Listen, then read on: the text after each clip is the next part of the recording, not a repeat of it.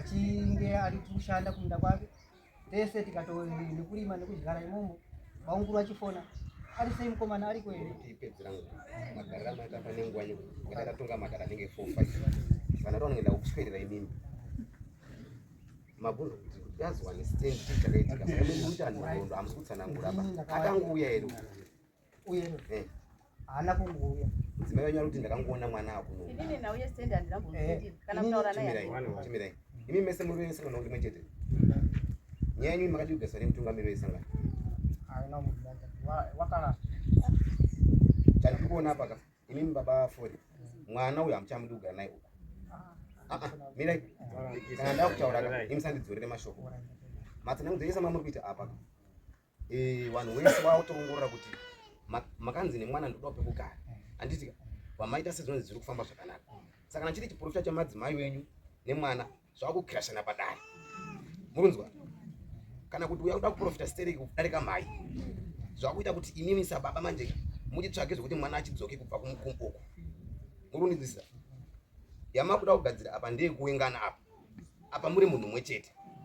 hamaisafanirwa kunge imimi muri apa panodiwa vanhu vane mhosva asi kakusawirana kana muri kuterekako mutogadzira kutoparadzanisa uyu neuyu murikuzviona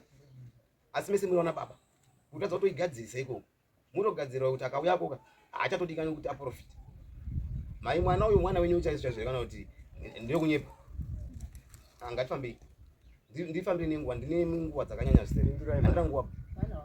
muchiri mudairo madzobaroni kana mune zvikwamboka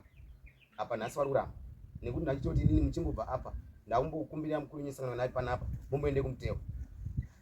maiva matombokumbira magemenzi moenda kumuteo imimi neavo namadzibaba anonzi madzibaba Ruben madzibaba Ruben namuti agare apa ndonyoka yamunoshandisana nayo uyu madzibaba Ruben uyu ndichakudaidzai kudare pamwe chete neavo nhasi ndikushanda neawa asi inini vamaziva kuti minamato yamuri kupa awa yekuti vadzinge uyu imi muti take over ikokoko ndaanayo right imi maita vanhu vemumba imi musatifanisa naRuben boy manzwa muruzinzisa muri vanhu vechi uyu muchamuchaja uyu imi handichakuchaja ibana kuti maita mumhuri imwe chete nekuda kwaizvozvo madzobaroni makudzoka kwamunogara muchiita basa muri pamwe chete namai venyu nhasi ndakukuregererai nekuti mandinzvenga imimi baba namai imimi kurikubva kweminamato amapuwa neuyu asi haiperi nyanyu pandichashanda neuyu ndingazona ndikushedzai futi asi panguva inoi nemwana wenyu dzokai muite chinhu chimwe chete simukai memusaida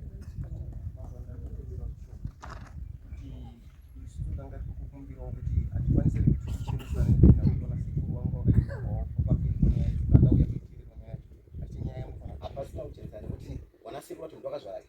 mai wako namai wako iwewe saka zvatora pana vanhu vari panapa vatozvinzwa